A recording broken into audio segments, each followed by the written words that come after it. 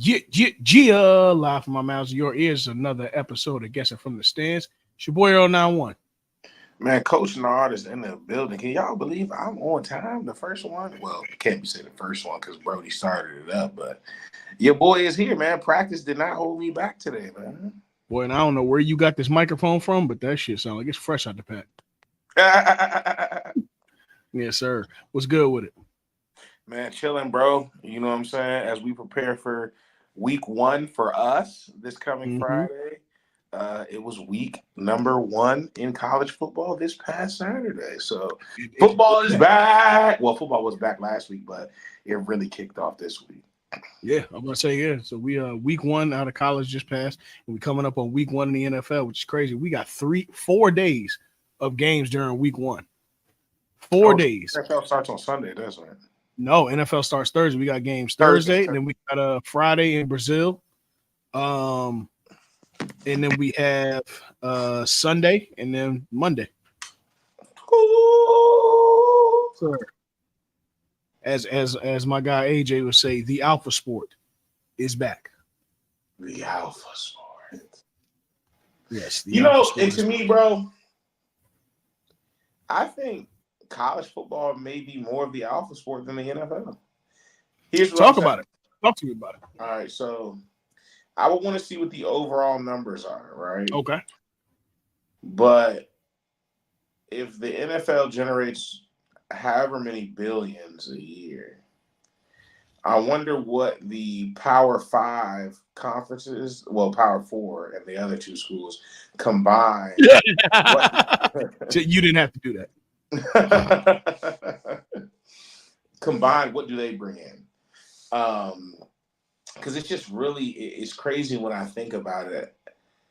I remember when FedEx at one point was the biggest stadium in the NFL. I think it held like 87. I don't know what the biggest stadium in the NFL holds now, but I know it's damn sure not what the biggest stadium college holds. You know what I'm saying? Because the Big House is over 100. Kyle Field is over 100. Alabama is over 100. Ohio State, I believe, is over 100. Penn State's over 100. Like, these are, you know what I'm saying? All these schools are holding over 100,000 people at a game. That is fucking insane, bro. Well, yeah. I mean, I think obviously there's no question that college. I'm saying I think college clearly generates. It clearly generates. That's what I was gonna say. If it's not the alpha sport as far as media and fans, it is the alpha sport as far as game day experience goes to college football. Period. Yes. Period. Yes, I agree. Here's my thing. I'm with you. I think that it is. Look, I think the idea of it being the alpha sport means just football is back, right? But even in that, dog, this is the greatest time of year. The weather finna get right. Like, I heard y'all had like 59 degrees this morning. Oh, bro, it was cold shit in the practice today. I'm jealous of. I wish. But all that tells me it is finna be a harsh winter. Facts. But a good winter. I think when you think about the fact that football being back, dog, it just feels like tribalism in the country is back. And not bad, like toxic tribalism, but good tribalism. Like, I'm with my squad. And for the next 5 months, I'm with my squad. You feel me? Because a lot of us beef off of different basketball teams, different baseball teams. But some of us, when it comes to football, that's where you'll find 3 or 4 people where you like, hey, look, we all like these ones. You know what I'm saying? Like that's how it is on our podcast. You know what I'm saying? It's like, okay, when it comes to basketball season, you like the Lakers. Well, me and you are still there. You like the Lakers. I like the Lakers. Dell likes the Magic. Mike likes the Bulls. Christian likes OKC and the Heat. You know what I'm saying? Like, it's all spread out when it comes to baseball. Then you and Christian are together with the Yankees. I like the Cardinals.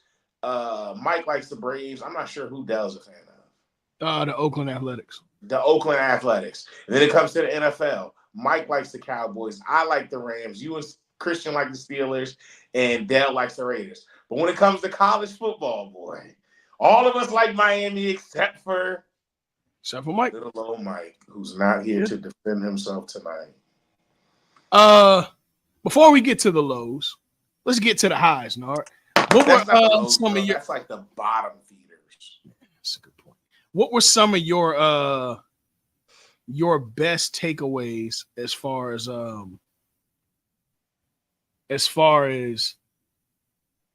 week one? Let's not really talk. We talked about week 0. Week 1. Give me some of your best takeaways. Oh man, there was a lot. So I'll start off with the things that nobody really cares about, but we're pretty cool. No. Hold on. I gotta correct you there. I hate to have to correct you, but I gotta correct you there. This is the pod where we talk about the shit that they need to hear. So while I understand that nobody cares about, they're gonna learn to care about it watching this and listening to this pod. You know what I'm saying? Absolutely, that being said, Nard, do your motherfucking thing. Man, one, we got to see Arch Manning in an actual game. You know what I'm saying? That was cool to see. We did. He came up in mop-up duty. He was able to do his thing. I believe he had 1 passing touchdown, 1 rushing touchdown. So he was it was fun just seeing him get out there. Georgia, man, early on in that game, if you watch the game, it was only 6-0 at halftime because Georgia wanted to run the ball up the middle, and they could not. They could not run up the middle on Clemson. So what was really exciting for me to see is how would Georgia respond when they can't dominate in a way they wanted to? Can they still come out and dominate a game in a different way and win? And that's exactly what they did. They couldn't run it inside, so they started stretching Clemson, running them to the outside, and then getting the ball in the air and really winning it without trying to force it in the way that they were doing the first half. So it was good to see Kirby Smart realize what he was doing, realize what wasn't happening, adjust to what was available, and really dominate the game in the way, you know what I'm saying, that we would expect Georgia to. Obviously, Cam Ward. You know what I'm saying? We'll get deeper into the game in a little bit, but it's just refreshing to see Miami play like that in a way where, yes, Florida's not who we've seen as the last, you know what I'm saying? Well, shit, they ain't been good in a while, but it's good to see them do that against a SEC opponent who we know still has talent, as opposed to, let's just say we came out and FAMU was week 1 and that's how we looked. You know what I'm saying? I'm much happier with it looking like that against Florida, the way it did, and us looking so dominant. Oh my gosh, that receiver from fucking Arizona. Okay. Well, go ahead, but we're going to circle back on him. Well, because he's ridiculous. I want to bring something back that we haven't done in a few years, but I think it's time. He's ridiculous, bro. I'm not gonna lie. And then also, we're gonna get into this to it again, but less about Florida State, more about Boston College. They look good as well. Boston College looked like a team that may surprise some people and may make a run at fucking somebody else up from getting in the ACC championship, or make a run at the game themselves. They look very dominant on both sides of the ball. I think they rushed for over 200 yards. They held Florida State to under 50 yards rushing. You know what I'm saying? And then they have that little midget quarterback who was out there doing his thing. So Boston College looked very good as well. And I know there's a whole bunch of other things. We could be here all day, but those were some of the top things that stuck out to me from the games that I watched this weekend. True indeed. Let's go with Colorado versus North Dakota State. Oh my gosh, how can I disrespect him? Travis Hunter. I gotta put him in there too. Travis Hunter. You know what I'm saying? And Shedeur Sanders in the same breath too, because I think one that was without the other. But Travis Hunter, man, I agree. Oh, and Jimmy Horn. Damn. Yeah, and Jimmy Horn too. Because I don't want to seem like, you know what I'm saying, a Russell Westbrook. The media got Russell Westbrook and triple doubles with Travis Hunter, and we just act like this is normal shit. You know what I'm saying? Because it's not. Yes, I agree. So yeah, I mean, shoot. Let's start there. It was not a blowout by any means. Obviously, some people think that just because of the fact that you are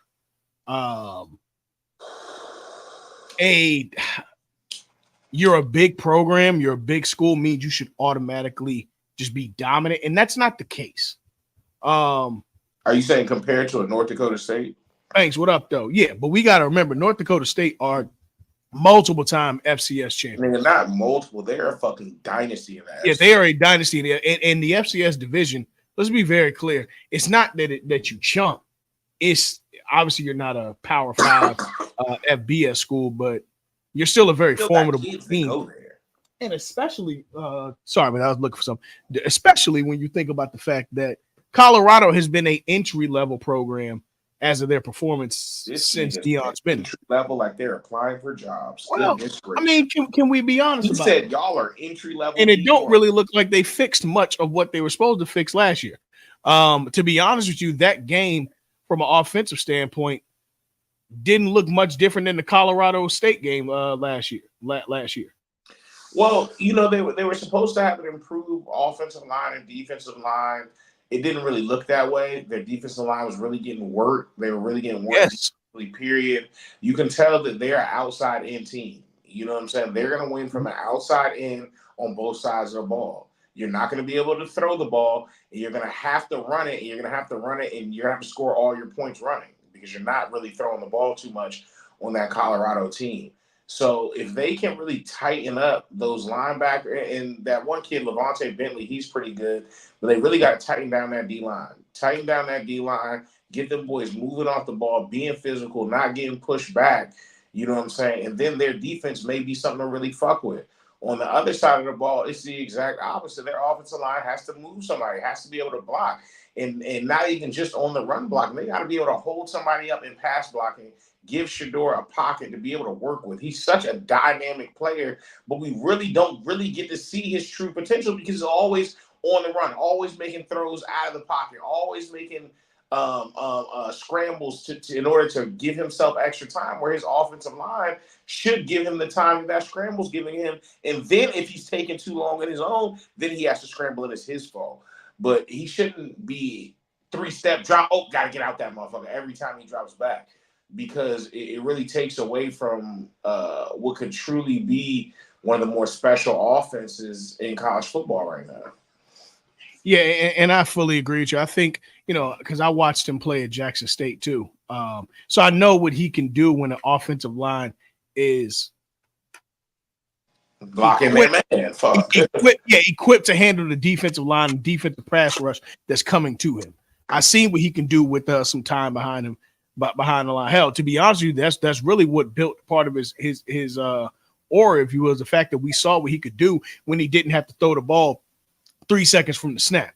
You know what I mean? Or 2 seconds from the snap. He could really get out there, analyze, and Travis Hunter was right there with him as well, and really be able to see what he could do. But I tell you one thing that I do like about it on the positive. I think what it does for him is it's going to prepare him in the long run for the pass rush of the NFL. And I don't think that he'll be playing with obviously such a weaker an entry level. That might be the title of the episode. No. An entry level offensive line. But at the same time, when you think about it, he's one of those talents, bro, that look, he's going to be a top 10 pick, I would say, right? So you got to ask yourself, what do all these teams who are drafting early in the draft have? Bad quarterback play. And what usually goes hand in hand with bad quarterback play? A bad offensive line. So you're talking about a guy who's going to get drafted to a situation where he'll have a better one, but he's still going to be going against NFL type pass rushes. So more of the same will be coming to him, and it does prepare him to know what to do in that time versus guys who were in a really sweet situation like Blake Bortles. Not necessarily to call him out individually, but like a Blake Bortles, who when he got to the NFL, he was kind of a deer in headlights. Shedeur kind of has already dealt with this. So it is a prep for the league in some ways, but that's not what we're here for today. And the league is over a year away. What we're talking about right now is college, and they look to be in trouble.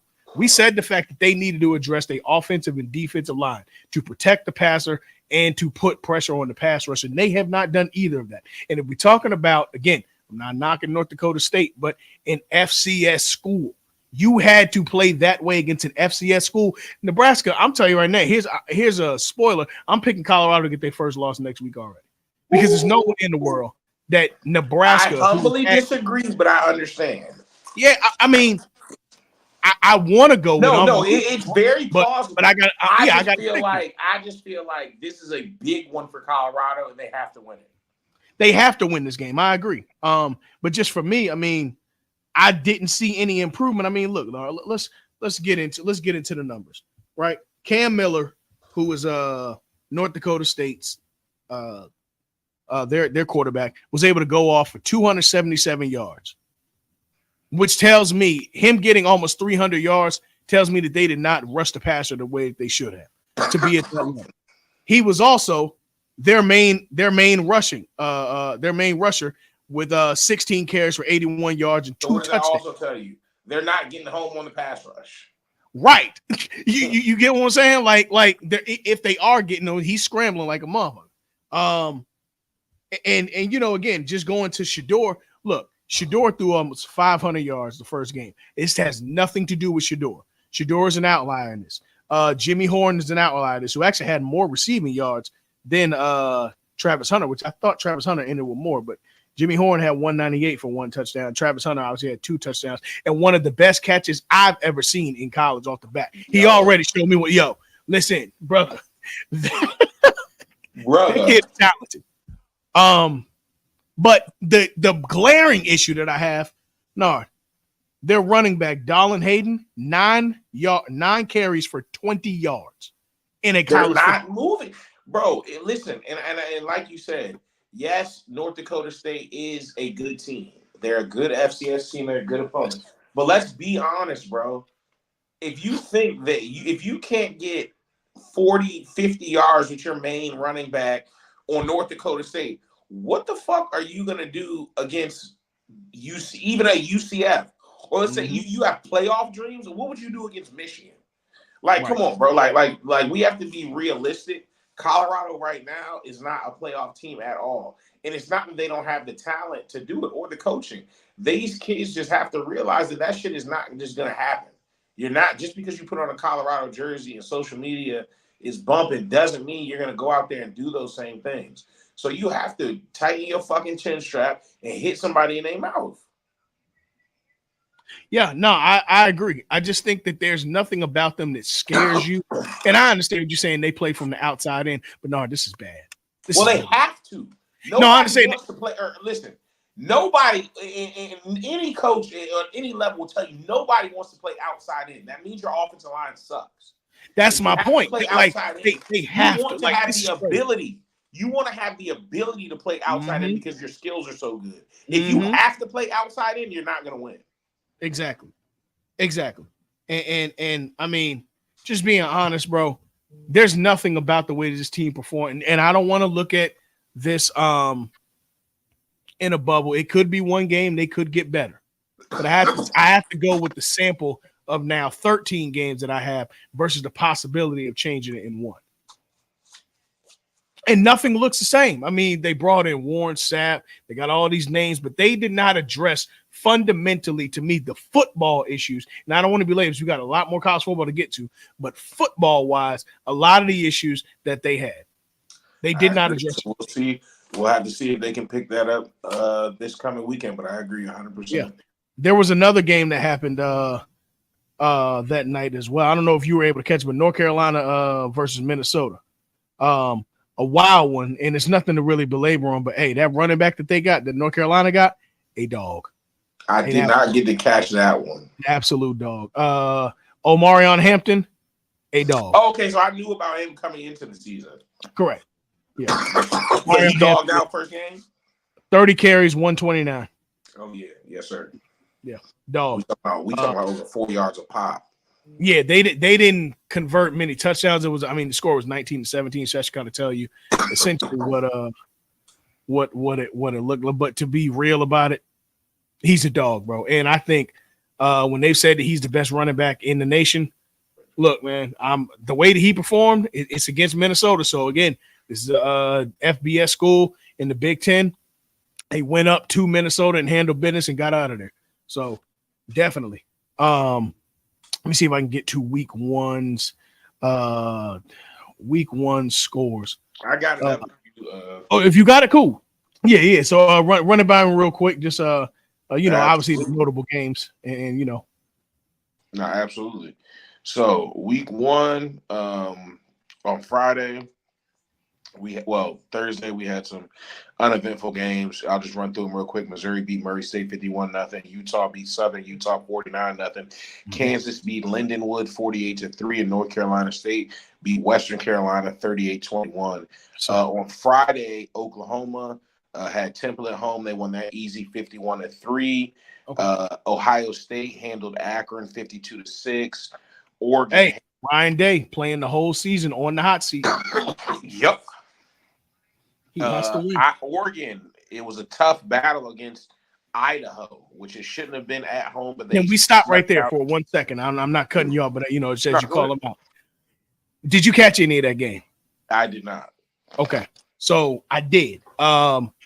Oregon, I understand they have a new head coach coming in, and they have to establish this. But Idaho is not where I want to see. Dan Lanning was there last year. Oh no, I'm thinking about Washington. I'm sorry, I'm thinking about Washington. But he has a new quarterback coming in. He's got a Dylan Gabriel. Dylan Gabriel. Which did Dylan start at Missouri? I want to say. Now, where the fuck did Dylan Gabriel start? I believe so. We'll fact check it later. But either way, Dylan Gabriel is not a guy who this is first. Auburn. That's what, Dylan Gabriel is not a guy who this is first go around. I'm not gonna lie to you, Dan Lanning. I understand.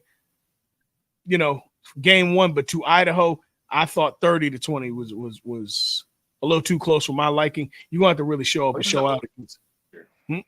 Say again? He was at Oklahoma last year. Oklahoma, right? You're just gonna have to show me something against a really powerful FBS school for me not to see concern. So I'm not gonna say too much yet, but just against Idaho, I didn't like it. That was very. If we're going to critique Dion, I got to critique them as well. We'll talk up to week one jitters. Cool. Texas, Colorado State at home, 52-0. All right, hold on. Let's state it. You said Arch Manning. Tell me what you saw. What you saw, Mark? He looked like how you thought he would look. He was accurate. He, ran the ball when it was available. He's not a super mobile quarterback, but he can definitely get it up and down the field when the lanes are there. When it's his time, it's going to be his time. Yeah. I think he may be a kid that only plays 1 year in college and going straight to the league. I think that honestly, that's why he hasn't really tripped on the transfer report because obviously Quinn Ewers is a first round talent. So to be sitting behind him, he could have easily done the selfish. I'm a Manning, but no. He dialed in and he's waiting his turn, and I'm really impressed with that, especially at that young age. He's 19. I think he started college early too, so I think he's only 19. So yeah, I'm really impressed with that. But like you said, his folks are obviously also in his ear as far as like, look, bro, we know football. Quinn Ewers, he's a dude. He's, first round pick. You ain't just sitting behind anybody. You know what I'm saying? He's good. Right. So I think with them, because it's not like if they were like, hey, we don't know what the hell is going on. Sarkisian is playing this dude. You're better than him, bro. He would have transferred. But they're letting him know, like, hey, you know what I'm saying? It ain't nothing to be mad at sitting behind, like you said, a player of this caliber. Yeah. And shit, he getting his own money out of the NIL, outside of the friendly he comes from already. He getting his own money. So when you got a kid that's just motivated about being better and competing, the money don't mean nothing. And this is where the Arch Mannings, the Bronny Jameses of the world, all these athletes that we saw have now nephews and nieces and kids and stuff like that coming into pro sports and pro-am sports. Because at this point, college football is pro-am. This is where it is. This is where the cream is going to rise to the top of who actually wants it. But sorry to cut you off there. Keep going now, because I want to talk about that. Game. Kalen DeBoer's his first game as the head coach of the Alabama Crimson Tide at home. They handled Western Kentucky 63-0. 17-year-old Ryan Williams, who technically should be a senior in high school right now, who reclassified his junior year so he could go to Alabama early, had 2 touchdowns and I believe 140 yards off 2 catches.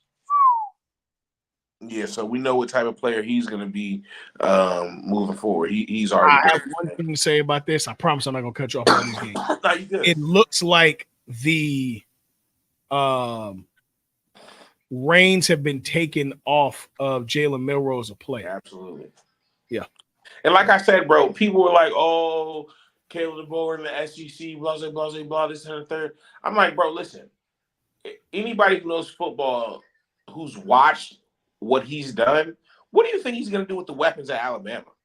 Mm-hmm. Oh, what about the defense? Blah, blah. Okay, well, he have to find a guy who he trusts, who he knows defense, who has to continue the standard that's already been set there? Absolutely. But I think that Nick Saban, who still has an office at Alabama, is right there to help as well. You know what I'm saying? Mm-hmm. It's not like he wasn't just the head coach last year. So any questions that he has on the personnel that's there that Nick recruited, what are they best at? Blah, blah, blah. That defense is going to be right. Yeah, it was Western Kentucky, but they didn't score. Exactly how you can't get less than 0. They can't give them negative points. So what were they going to do? You know what I'm saying? So them playing to a shutout as opposed to even giving up 3 points gives me confidence that this defense will still be good. Ole Miss handled business against Furman, beat their ass 76-0. Penn State went up to Morgantown, beat West Virginia 34-12. Michigan handled business against Fresno State 30-10. Tennessee, Nico Iamaleava, I don't want to mispronounce his name. I believe it's Iamaleava. His first start this season, I think he started the bowl game last year, but this is his first season as a starting quarterback. They handled Chattanooga 69-3. Oklahoma State beat South Dakota State 44-20. Kansas State handled UT Martin 41-6. Arizona, as we were alluding to earlier, beat the shit out of New Mexico 61-39. Iowa beat Illinois State 40-0. Mm-hmm. And then I can't believe Iowa scored 40 points in the game. Not because they trash, but look, man, Iowa don't be scoring no points. They'll defend well. They'll stop the run. A tight end is going to go off for about 80 yards. That's going to be the best receiving they got all day. Absolutely. Absolutely. But good. And then we have what now? We have the big games of the weekend. Let's do it. So, I don't know. Where do you want to start? All right. Let's start out chronologically. 12 o'clock. 12 o'clock. 12 o'clock. We had the kickoff down in Atlanta, Georgia. It was the Georgia Bulldogs versus the Clemson Tigers. Now, in the first half, Clemson, you would have thought Clemson was the team that they've always been, competing, ready to as far as the season wise, ready to take that lead back into the playoff. It was a good game. You're going against the number 1 team in the country, and it was 6-0 at the half. You're stopping the run. They can't really do too much offensively. It looked like Clemson, but then they got fucking exposed. Carson Beck didn't really look impressive in that first half. I gotta agree with you. Yeah, but they played 2 halves for a reason. What happened in the second half? In the second half, bro, it just got nasty. It got nasty from this perspective of Georgia established their run, and they started running a lot more outside zone instead of trying to run the ball inside. And once they stretched them with the run, they didn't know what to do. The pass game opened up. Next thing you know, the fucking scores opening up, and then it's 34-3. Clemson couldn't do anything offensively from the start of the game to the end of the game. Cade Klubnik is not Trevor Lawrence. He's not Deshaun Watson. He's not any of the past Clemson quarterbacks. Yes, he was. Might be DJ Youngaleia. Oh shit! He might be Kelly Bryant. Yes. He's those guys. He's none of the guys who helped them win national championships. I don't think that he's that player. And I'm not gonna. All I'll say is this: Roddy White said enough. I ain't gonna say it on our pod, but Roddy White said it perfectly. Yep. I agree with you. Look, man, I think. Let me ask you this: how much of a concern do you have for Dabo in this new era? Because it just seems like he will not get active in this transfer portal. Listen, I've lost concern for Dabo, and like I said, when it comes to the Roddy White thing, you see what type of angle he's on. he thinks that anybody can just play these positions, bro. Listen, there's a reason that most of these teams, especially on defense, are 90% black. I'm just gonna leave it there. Yeah. I mean, look, you're right, but I think, or offense, really. I mean, when you think about it, bro, I just think they don't have the personnel to compete. Yes, they don't. Yeah. And you know, there always was a wide out or some kind of standout that really made you say, okay, this could attract other players. I don't see nothing attracting anybody. Who exactly? Hell, who are your not Martavius Bryant? Who are your who is the other dude who keeps getting hurt? Who is your Sammy Watkins? Like, you feel me? Who where are these guys? And look, man, Clemson's a powerhouse. It's not like kids who are in high school did not see Clemson win national titles. It's not like he don't know how to recruit, because still, I think through and through, defensively, he ain't lost a step. It's offensively. He can't get the ball down the field. K. Klubnik is not that guy. Okay? He's not. I'm sorry to give a spoiler alert till November. Nothing's going to change. At best, this team is going 8-4 again. At best. I just think that Dabo's going to have to realize, man, yes, you can have guys buy into your philosophy. I would never tell a coach to sell yourself short of your philosophy of what got you there, especially when you have won at the highest level. But let's not act like the transfer portal isn't a tool, and like you can't do both things at once. Because look, transfer portal aside, Nick Saban won those titles, even the newer ones when the transfer portal was open, with guys that were at the core, his guys. Look at what a down year was for Nick Saban, losing to the eventual national champions in the semifinals. That's a down year for him. Like, you can still have your core, but you're going to have to play the game as the game is to be played. So, absolutely, you know, I don't know. He's going to have to do something, man. But on the other side of the ball, Kirby Smart, we said it in the quote unquote preview. Georgia's out for blood, and Georgia's not out here. They're out here to rectify what happened last year. They're out here for blood. It's just a fact. Okay, I'm gonna give a spoiler. I don't have Georgia losing a game this year, not one. Till we talk about playoffs, then all right, now we can talk. I don't have Georgia losing a game. I think they're going to steam. You know what's crazy? If Georgia goes undefeated again this season, you know how many games straight that'll be in the regular season? In the regular season, I think that's going to go to 36. 36? Are you high? No. I'm sorry. They already were at 36 last year. That's going to go 51. 51. Okay, 51. 51 straight regular season games. Yeah. You know what the next best would be? Of all time? Of all time. I'll give you a hint. This last win against Clemson gave them 40, so I'll give you a hint. There's your hint. The one after the shit. This win against Clemson gave them 40. I'm going to assume it's what, 39? 39. 39, okay. Is that Bama? Nope. Miami Hurricanes, 2000 to 2002. Okay. 39 straight regular season wins. That's the second highest. So Georgia already broke the record. If they go undefeated, bro, 51 straight regular season games. That's unheard of, nigga. That'll be Kirby's. If they win the Natty, this is Kirby's third as a head coach.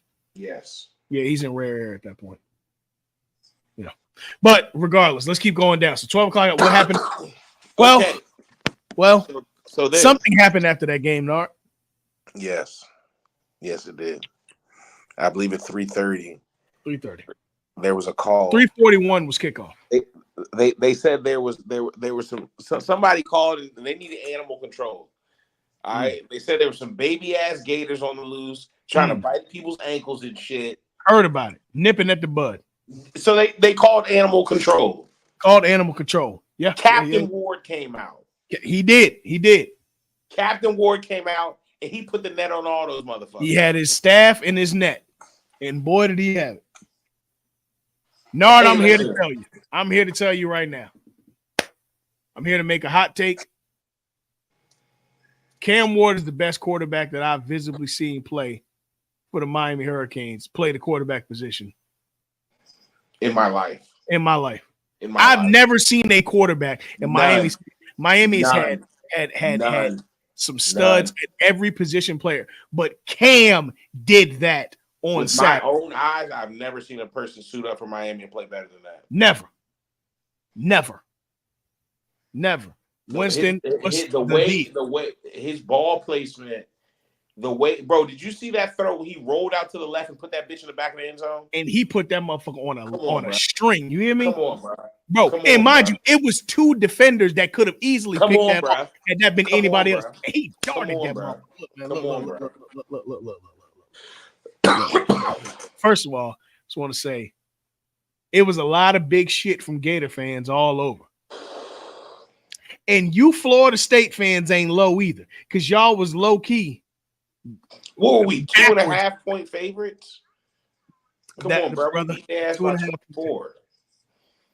Come on, it wasn't even close. Let's go down the Rolodex. Now, let me get the stats out.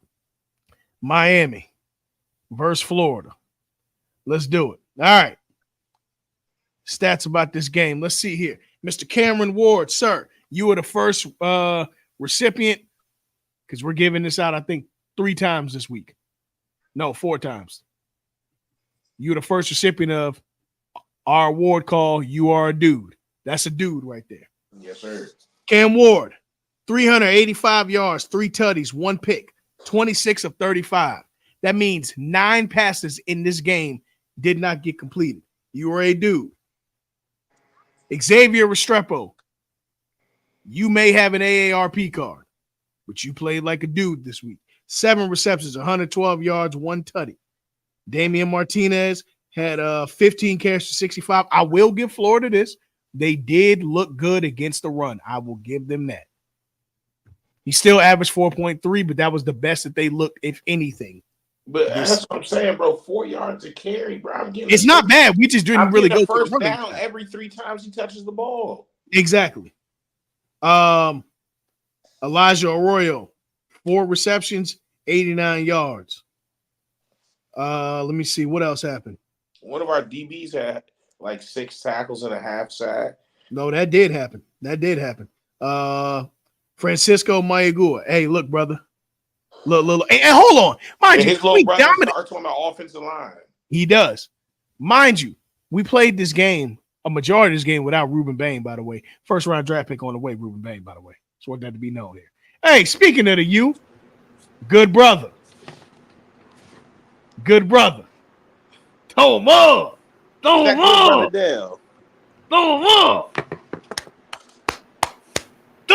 Yes, sir. What's going on, fellas? Dale, that's crazy. You jumped on the pod at this moment as we're talking about the game, bro. Give your thoughts.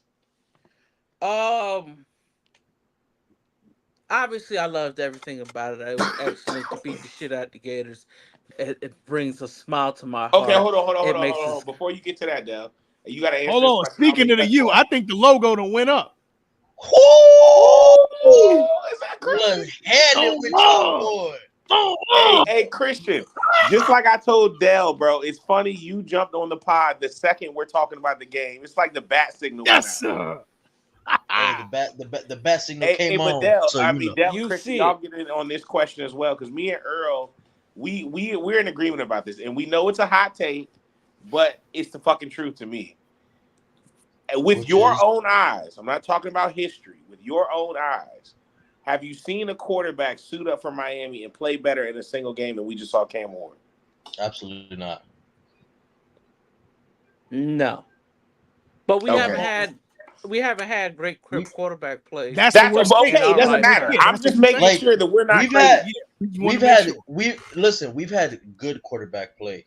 Yeah, good. I can name off a rack of our quarterbacks. Listen, Ken Dorsey was good. Even more. Ja'Cory Harris was good. Ja'Cory Harris Malik Rozier was good. Rozier wasn't bad. He wasn't bad. Malik wasn't bad. Who was number 3? His last name was Brock. Oh shit! I couldn't tell you that. Brad Kite wasn't that bad. Brad Kite wasn't bad at all either. No, but I know we're not here for wasn't bad. What stood out? You want to know what stood out for me with Cam Ward is he made great decisions throughout the game. He did not. When he had a run, he ran. When he had to make the throw, he made the throw. The interception wasn't even his fault; it was off a tip, so it wasn't like he overthrew the guy. I don't know if he should have threw that one. I mean, it was a questionable throw, but it was still a tip, you know. But overall, from what I saw, he looked like the complete package of a quarterback. He was commanding the offense. We have not had that at the University of Miami in I don't know when. I couldn't tell you. And Christian, to your point, you know, me and Nard talked about it, and Dan, I'm gonna talk literally right. Also, hold on, I'm gonna cut you off. Oh, you good, bro? That motherfucker threw 385 yards. 385. 385 on them. Christian, to your point, when you said that, you know, it wasn't his fault, and even if you want to say he shouldn't have took the risk, because I can understand that too. He took another risk, and we got it back in blood with that tutty between two defenders, and it was a line right to the back of the end zone. Me and Nard were just talking like that. Yeah, man.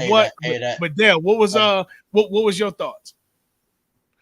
I think we played excellently in all phases of the game. Mm-hmm. I really like this going against, you know, an opponent in their house. If they are the level of like an FCS school, like they are the level of a second tier lower class school, but at least you got an upper class environment. Because Florida's some butt. Like UF is some butt. Yeah. Straight up. Man. They're doing the butt. Like they are. Oh yeah, Jesus Christ. yeah. They're butt water. But I did appreciate going into a hostile environment, how our team performed, how we beat the ever loving dog shit out of them. It wasn't even a win. It was a dominant statement. Like, exactly. We here. We didn't play with them. It wasn't close. We stomped them out. Yo, honestly, that's what we need to do with lesser opponents. To me, Cam Ward and the team following him, they played like he only has 1 year here. Yeah. If you know what I'm saying. They played like, nigga, it's all or nothing right now with the quarterback of this caliber. We have to do this. A quarterback of this caliber, and we got him. We all got to turn up. If he keep playing like this, it will be his only year because it'll be a first rounder. Well, he only got 1 year left. He only got 1 year eligibility left. This is it. Okay. Yeah, so this is it. But I think I don't want to get too far ahead, but if we continue playing that level of play, moving forward, you can't get too far ahead. In my mind, I've already envisioned a national championship. There's nothing. No, not even that. This is setting the foundation for years to come. With this team, I agree. Here. This team. If this team sets that foundation, I'll go with a hot take. This might be the Alabama of the transfer portal. But look, Christian, to your point though, right? I'm gonna stay right here with you because Cristobal has already coached a talented guy of this level with a Justin Herbert, and you see what he did getting Justin Herbert to the league. Now leading one of the, you know, what I'm saying he's one of the better quarterbacks in the league. At worst, a top 10. So if you can see what a Cam Ward can do as a player, or what Cristobal can do as a coach, this should be an attractive spot for quarterbacks to come and really be able to do what Cam Ward did. So yeah, I'm with you. This is kind of the laws of attraction. And I would say this if this were any other school, but I'm taking pride to Hurricanes. I got to be honest with y'all. I would say the same thing. The fact of the matter is, many Diaz's guys are gone. This is it. As far as well, of course, Restrepo was there, but for the most part, he a dog too, bro. Oh, 100%. This is officially Cristobal's team. So now, to me, his 3-year window, you got to make the playoffs in the next 3 years. Got to make playoffs this year. Yeah, got to make the playoffs first. Quarterback. And realistically make the playoffs this year.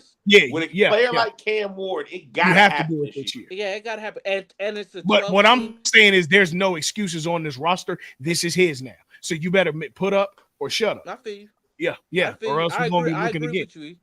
I agree with you. And like I said, with the ACC looking down right now, I mean, Clemson and Dabo Swinney's absolute refusal to get any transfer players, anybody from the portal, because they're the only major college football team that has 0 players from the portal.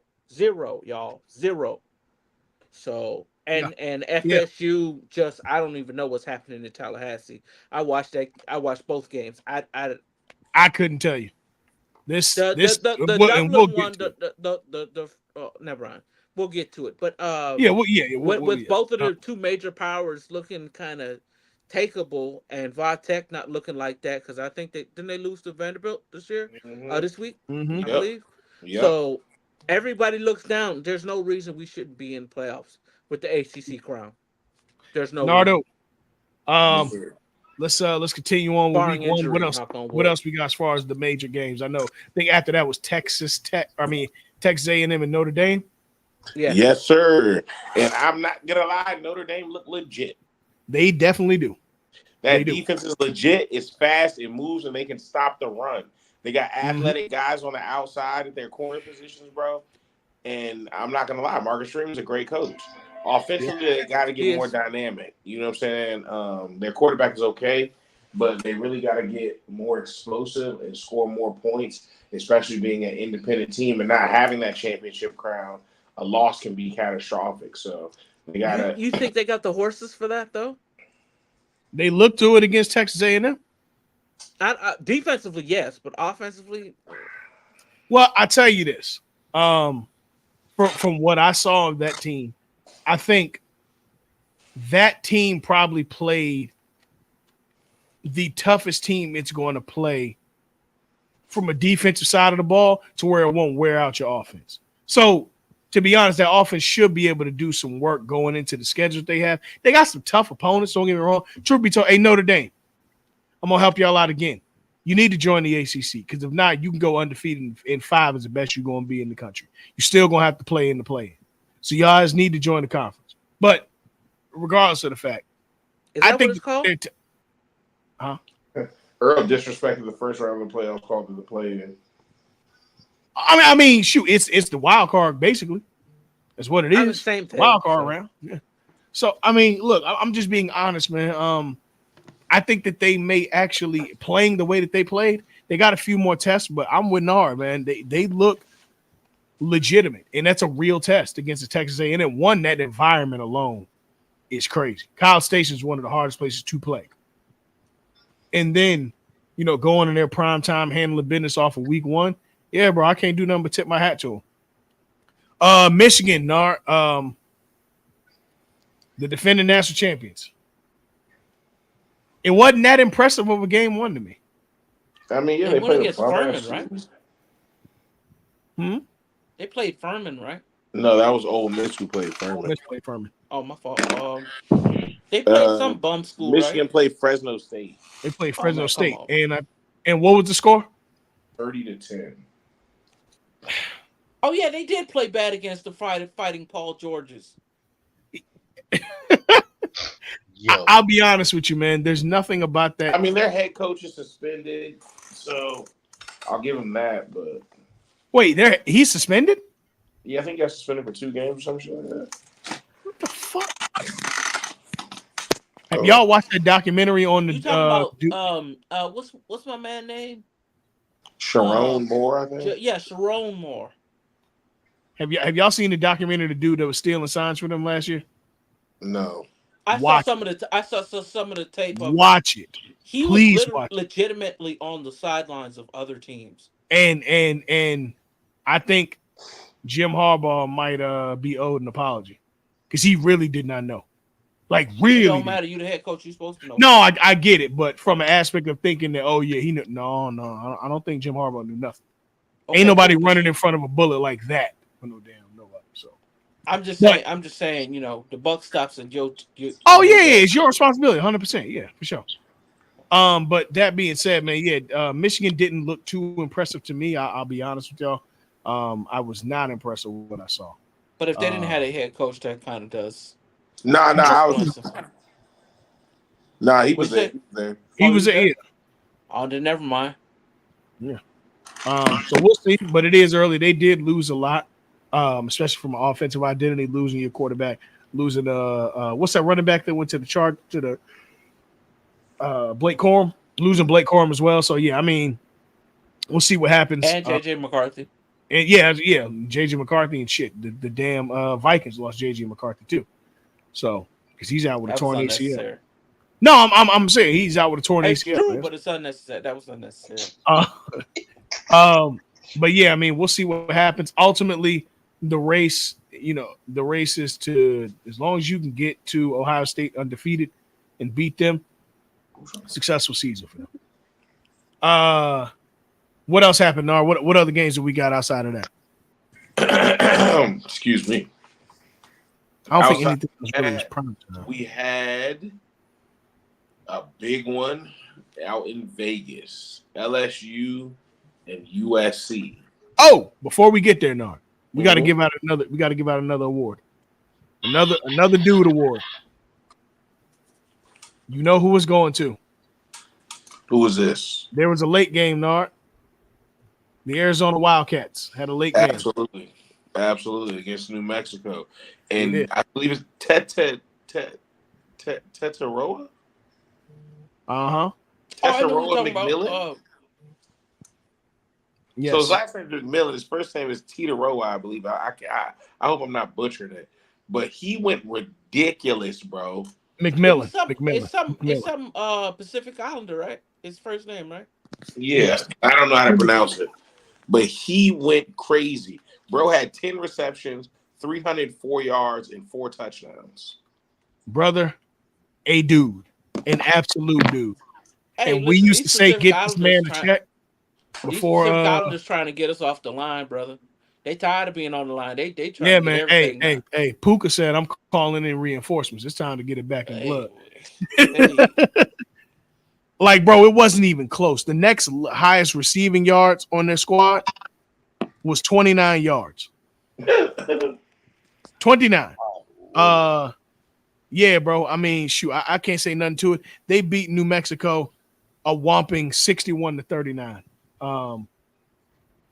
Arizona, who only lost 2 games last year, looked to be trying to contend for that Big 12 championship out the back. So they definitely had an impressive start. But I just wanted to give out that, man.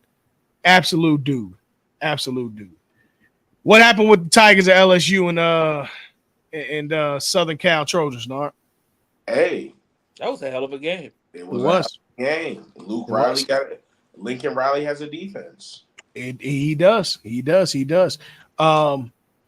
Yeah, I can't say nothing to it. It wasn't even bad mistakes. They just flat out stopped the defensive line.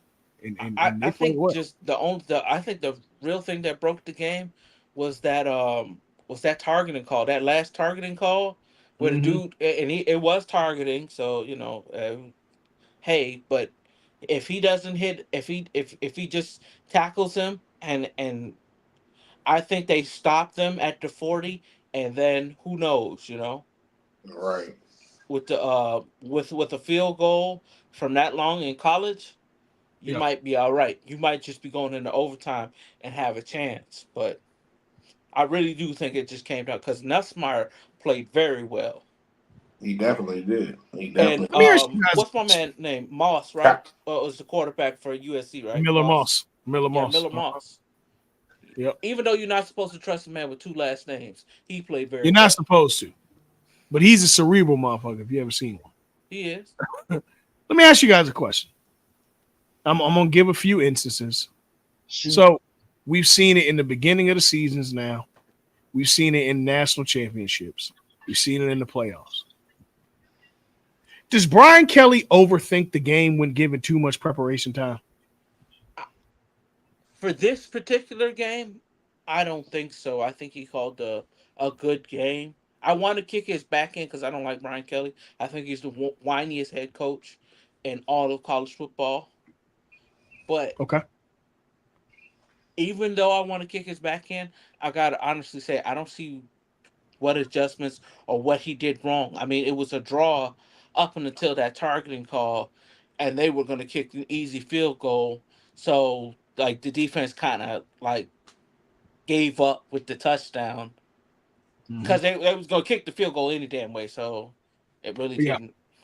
They might even let him score to kind of have a chance. A little bit more time. Yeah, I don't know if that was the call or whatever, but you never know. Yeah. Nar, what do you think? As far as LSU? Well, I mean, in general, I mean, we saw him whenever he's had more than 2 weeks to prepare for a game, it just seems like he either gets outclassed or somehow outsmarted or just flat out beat. I can think of instances in the playoffs he's lost. I can think of instances in the national championship he's lost. Obviously, you got that month off. Coming into having a whole season off, he doesn't start the seasons out well. I think that he's 0-3 in his last 3 years since Ed Orgeron's been there or been gone. I'm not gonna lie. He's never won an opener with LSU. I don't agree because it's not the opener is kind of different. I might agree with you on that, but like the playoffs, every time they played, they were outclassed because they didn't have as much talent as the next team. And I know that's hard for people to hear because it's Notre Dame and LSU, but no, they had nowhere near the talent that Alabama had. Is totally different to get kids to come to Louisiana versus going to South Indiana. Hell no. Really?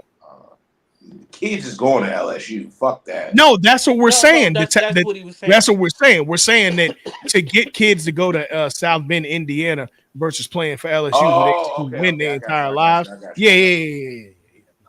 No. Yeah, I think so too. I think kids are definitely going to LSU. Shit, he just had a Heisman winner. You know what I'm saying? But getting people to go to South Bend, this ain't the 80s. You know what I'm saying? Like, no. But I don't know. Something about that. There's something there, but I can't figure out what. But I could be throwing stuff on the wall, hoping it sticks. I don't know.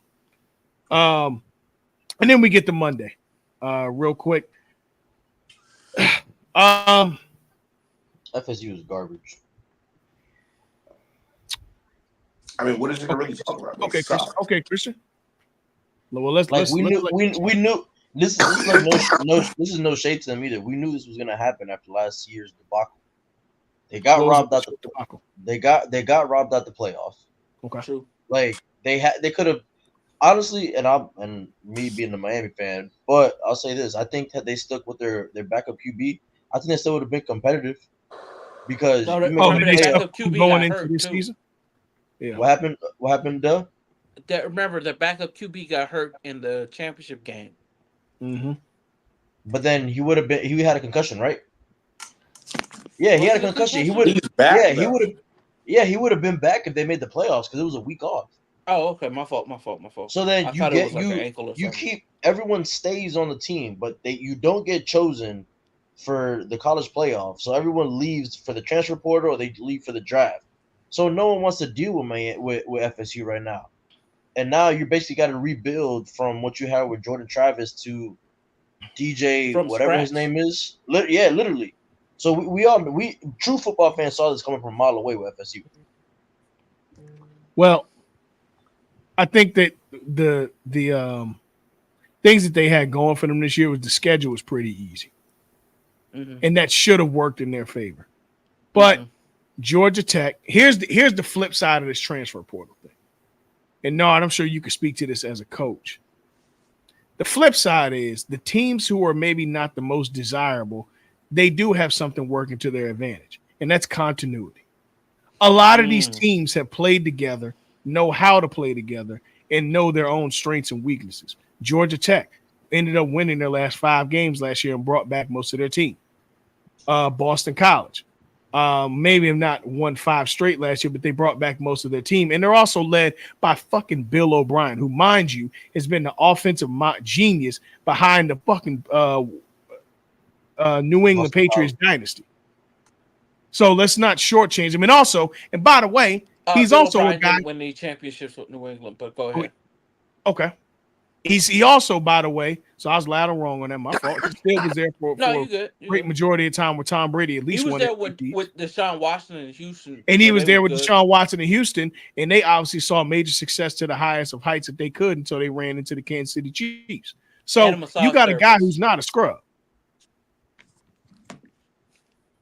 You massaged that point in it, didn't you? So anywho, you have somebody who's no scrub at all as a head coach, is my point. And you talking about, again, the continuity of this team being together versus you having to pick the pieces up through the transfer portal. And yeah, man, this is the ugly side of what could happen if you do take the transfer portal approach, which I guess is what Dabo Swinney is trying to do, but it's not clicking for him. This is what happens when you play teams that have been together. And unfortunately, just trying to usher in talent, it ain't going to work that way. And I know that Billy, not Billy, but I know that Florida State's coach, Mike Norvell. I'm not taking nothing away from Mike Norvell. I think Mike Norvell is a wonderful coach. I think that, to be honest, had he been on the market and we didn't have Cristobal, I personally would want him because of what he did at Memphis as well as what he did taking Florida State from that 3-9 team all the way up to damn near getting to the national championship. Had they not got screwed out. I think he's a really great coach. That being said, this season is cooked. Tell you that now. Playoffs is over. That's done. They ain't a shot in hell that they go into the playoffs. No. But now they have to worry about how can we salvage this season. You got at least 2 conference losses. Yeah, that's over. That's done. And yeah, that's done. But I do want to shoot DJ Houston Bell just a wee bit. Uh-huh. The defense played like ass. They did.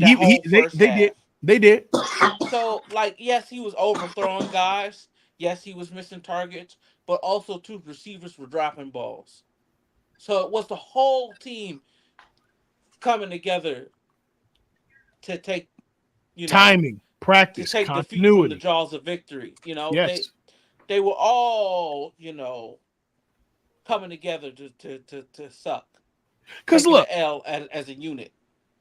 Yeah, I agree with you. I think it's a really odd thing to see happen to a team that we know was what they were last year, but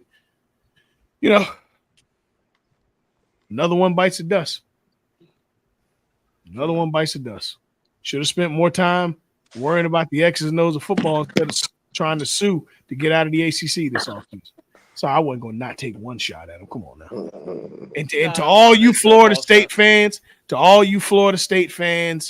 who have spent y'all time talking about Miami more than you have the University of Florida even, this is your fault. That was your man.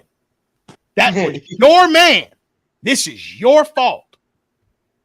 All right. Nardo, real quick, give me some you got week 2's highlights. We're gonna get into the NFL and get up out of here. Week 2's highlight games. Yeah, top 10. 12 o'clock. We got Michigan hosting Texas. That is gonna be the game. Ooh-wee! So I really don't know who's gonna win that. If I predict, it'll probably be Texas taking the win on the road in the big house. Okay. Other than that, there are really no notable games ever. Oh, North Carolina State is hosting Tennessee. That should be a great one at 7:30. Okay. Oh, yeah, that's going to be a really good one. What's the 3:30 game? The 3:30 game. It was supposed to be a good 3:30 game. I forget what it was. It feels wrong that the SEC isn't on CBS at 3:30, but yeah, money moves mountains. So, what you gonna do? The SEC 3:30 game is not good. It's okay. I mean, it's okay. It's Kentucky hosting South Carolina. That's gonna be all right. No, that's gonna be good. Yeah, I think that'll be good. Yeah. Because you always got to remember, South Carolina, the first 4-5 games of the season, you think they're gonna do something. Right. That's true. Yeah. I do want to see Nick Harbor. Other than that, bro, there's really nothing hitting in the top 25 for next week. Okay. Give me some conference play. I see some games that I think will be interesting. I think Georgia Tech and Syracuse could be a real because the ACC is open outside of Miami for number 2. And if Georgia Tech wins that, they go up 3-0. That would look good. That would be a good look for them as well. Yep. Utah is hosting Baylor. Both of them are 1-0. So that potentially could be a good game. Iowa State and Iowa. Michigan State and Maryland. Maryland looked really good in their home opener against UConn. I think they put a 50 on them. So we'll see if they can continue that. They got another home game, so that's back-to-back home games to open their season. And they're hosting Michigan State, who also got a win this past weekend. Other than that, we know Miami's hosting Florida A&M. Alabama's hosting South Florida, so they're going to try to put belt to ass, unlike last year. Florida This is definitely a win. Florida is hosting Samford, so that's going to be their lone win of the season. Who is Florida State playing this week? Oh no, they have a bye week. They have a bye week. And that's pretty much it. Yeah, it's not a lot. I think if I had to pick one game that maybe could be interesting,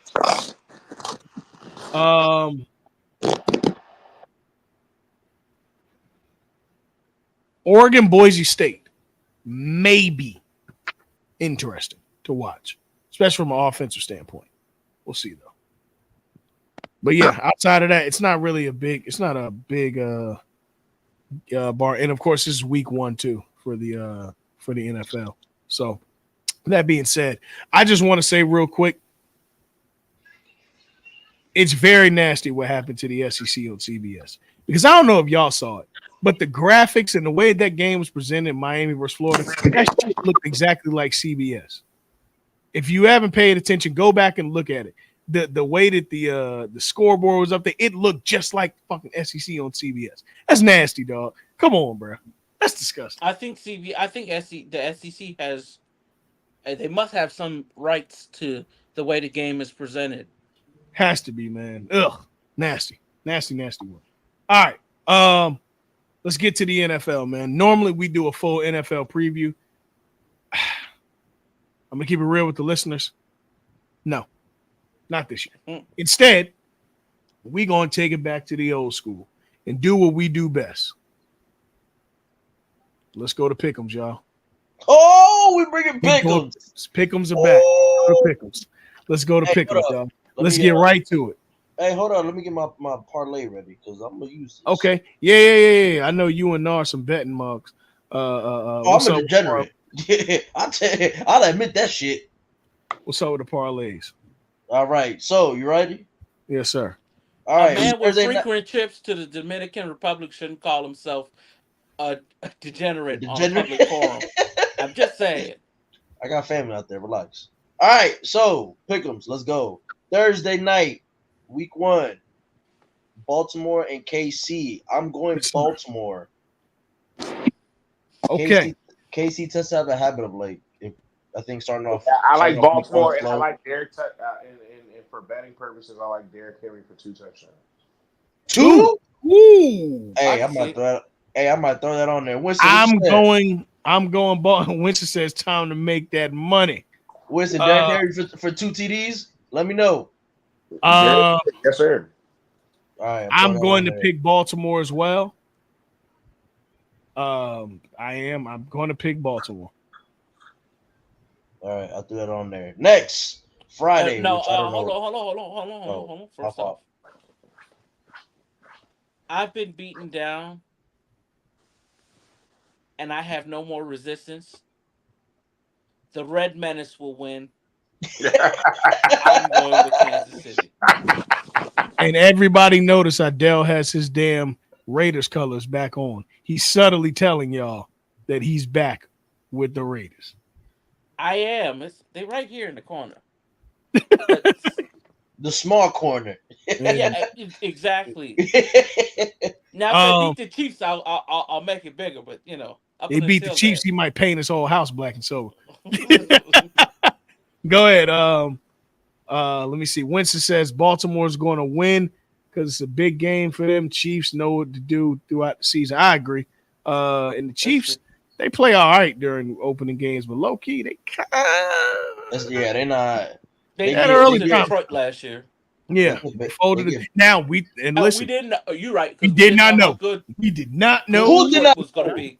No, We did not know. nobody knew how good Detroit was going to be last year. Are y'all? Did y'all not see the previous season?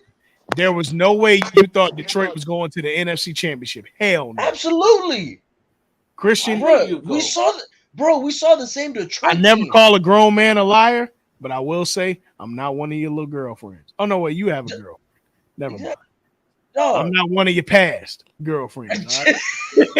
Gonna get me You ain't got to lie to me. Uh-huh. Oh, stop Dog. it, boy, please. She knows she Bruh. got your nose wide open. Stop it. Dog, Exactly. you're gonna sit here and She tell got me your nose wide open. You jogged the blank where she live at right now. Barefoot. Just soon as I get home. Soon as I get home from work. Y'all gonna sit here and tell me that Detroit winning those last 7 games to block Packers not going into the playoffs. We ain't know that.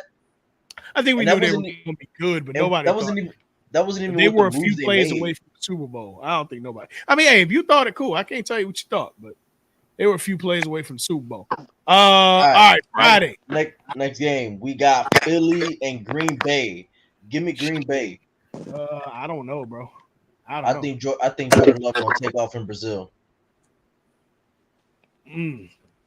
This game is really a mess, and they really shouldn't be playing this game in Brazil anyway. No, they shouldn't. They should not. No, they shouldn't. Yeah, this is ridiculous. That's got to be the most idiotic thing in the world. And for those who don't know, green in Brazil is apparently gang colors. Yeah. So why would you take the two biggest green-based teams? One of which is fan base is called Gang Green, by the way. Exactly. Yeah, Roger Goodell didn't do that. I'm going Green Bay. I think that's what happens when you don't do your research, kids. You can't chat GPT everything. I'm going to be honest with you. I'm going Philly. Me too. By a lot. I'll go with the Jets. Jets. Yeah. Fool. Jets. I don't trust Philly, dog. I'm sorry. Like, especially with Jason leaving.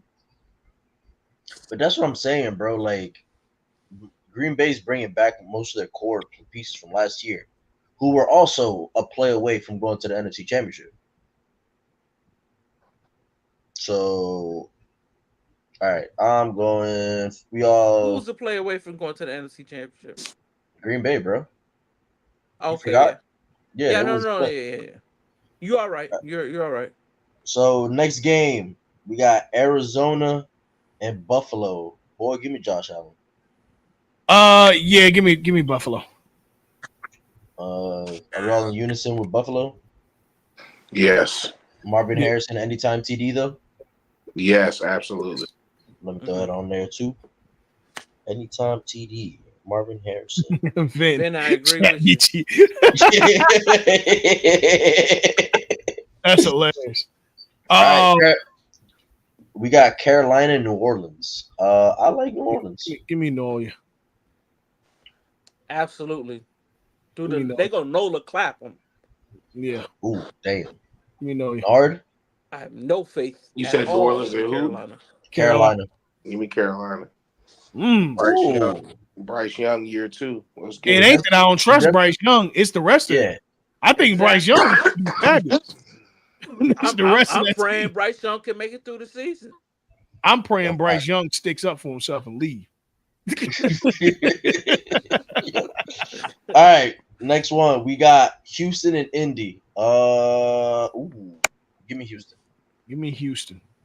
But even though I do think Anthony Richardson is gonna make a. I do too, but I got to see the game first. I have zero faith in Anthony Richardson. Give me Cole, Bernard, Stroud, the fourth. Damn. Did not know that was his name. Did y'all know Tank Dell's name is Nathaniel? I grew up with Tank Dell's brother. Yes, I did. Oh, for real? Yes. Oh, I forgot. Who's Tank Dell's brother? I'll tell you offline. I know. Mm-hmm. Okay. Damn, the community near Mainland is that close? Yeah. Me and his brother ain't big, bro.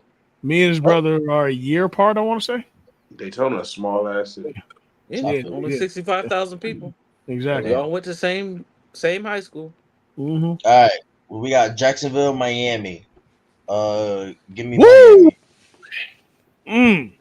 In Miami. Yeah, I low key want to go to this game, but I just don't want to spend that bread, and it's too hot. Bro, It's 1 o'clock game. That's a 1 o'clock. No, keep that bread in your pocket because by the time it get 3 o'clock, you gonna be done. Bro, what? I'm gonna be watching this shit from the. Give me Jayville. I think I'm going Jayville as well. Ooh. Over Miami. I think so. I'm gonna go with the Dade County Swedish Fish. I trust Jacksonville's defense more. I don't trust Jacksonville's quarterback or coach. That's fair. Mike McDaniels showed me they can at least beat like the tier below.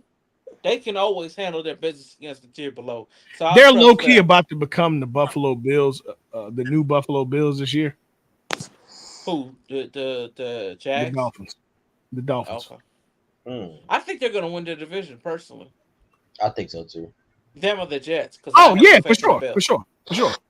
All right, give me next. We got Minnesota and Giants. Nard, relax. Nard smoking on that Noel pack.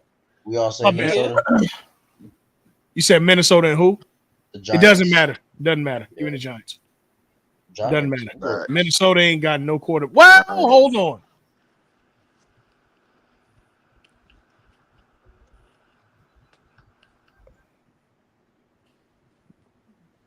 I'm going Minnesota. Give me Minnesota.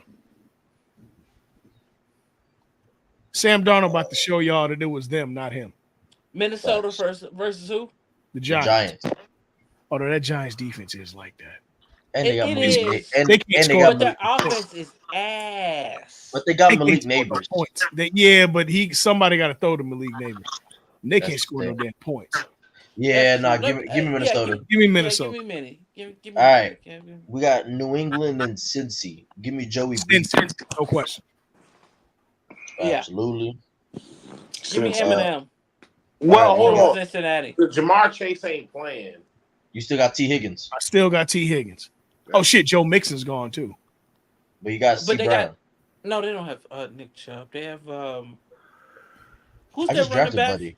Brown. I forgot his name. Give me Cincy. Give me Cincinnati. Give me Cincinnati. Give me Cincy in the close one. Pittsburgh and Atlanta. Give me Pittsburgh. I like Pittsburgh. I like Pittsburgh, but that Atlanta defense is going to be something special. No, it's not. Shit me. Do you know who Atlanta got? Yeah, Matt Judon and cool. Long as you who know. else did they get? They got Matt Judon. Still got AJ Terrell out at corner. They got buddy from the Broncos. Patrick, no, not Surtain. No, hell no. They ain't letting these two go. Hell no. It was I think it was Denver number 2, but we spoke about it. Yeah, sorry, y'all. We talk about it a lot. But yeah, give me Pittsburgh in Atlanta. All right, we got next. Give me Atlanta. You a hater? No, they got home. Atlanta got home, so. Okay. Now, when has Atlanta having home ever?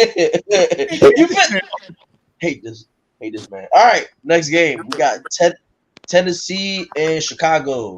Give me Will Levis. Give me Will Levis. Give me Chicago. You said Tennessee and Chi-Town. Chicago. If y'all do not make the playoffs this year, with everything you got surrounding Caleb Chicago. Williams, hey brother. Hey, no, I'm going Tennessee. Hey brother, man, come on, man. Because that makes me mad.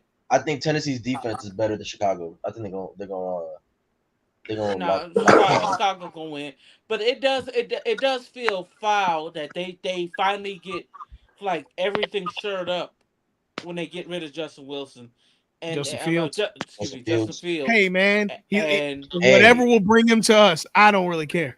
No, but I'm just saying, dog. It still feel flawed as hell, dog. It is flawed. But when I was there, you had no money. But when I leave, now we can have. Now we have receivers. Now we can have offensive line. Now we can have defense. All right, bro. Hey, all right. Me well. Nard, Chicago or Tennessee? He said Chicago. Chicago. All right. Next, Denver and Seattle at Seattle. Give me Seattle. Seattle. I have zero faith in Bo Nix. I just want Shit, that me. out there. Bo Nix, sleeper rookie of the year pick. Wake up. All right. We got Las Vegas and the Chargers. Give me Vegas. Give me the Chargers. No, Vegas ain't got no quarterback. I mean, they got Gardner Minshew, but not even Minshew. But that's less than the quarterback. Give me the Chargers. Yeah. Other buddy they had from the rookie from last year. Aiden O'Connell. No, yeah, I'm good. Yeah, the Chargers. I'll take my chances. I don't want no quarterback with O in his name. I mean, Harbaugh better win, and he better stay in the NFL. If you ever go back to the NCAA, his ass ain't gonna be coaching until 2088. All right, next we got Dallas and Cleveland at Cleveland. Cleveland. Ooh. Give me Dallas. I'm going Cleveland. Dub. That's a hard Give me Cleveland. Give me Cleveland because I don't trust Dallas's defense without Dan Quinn being there, and they still got to pay Micah, and I don't think they're gonna do it. You know what? They're gonna pay Micah. I don't think they're gonna have the money, or unless they're gonna let Dak go. I'd rather keep Dak. I could find a Dak before I can find a Micah. Oh, well, all right. Yeah, I changed. I'm going Cleveland. All right, next we got Washington and Tampa at Tampa. Give me Tampa. Tampa. Yeah, Tampa. Even though I think Jaden Daniels will throw for 250. No, I think he'll have a good show. Yeah, I think Jaden Daniels gonna have a really good. He's smaller than I thought he was. He's scrawnier. Yeah, he's way skinnier than I thought he was. Like a Bryce Young. He's like, yeah. All right, he's next. taller than Bryce Young, but he is real slim. All right, we got the Rams and Detroit at Detroit for Sunday night. Give me Detroit. Give me the Rams. I'm dead serious. Look, Rams versus Detroit. No, I'm like.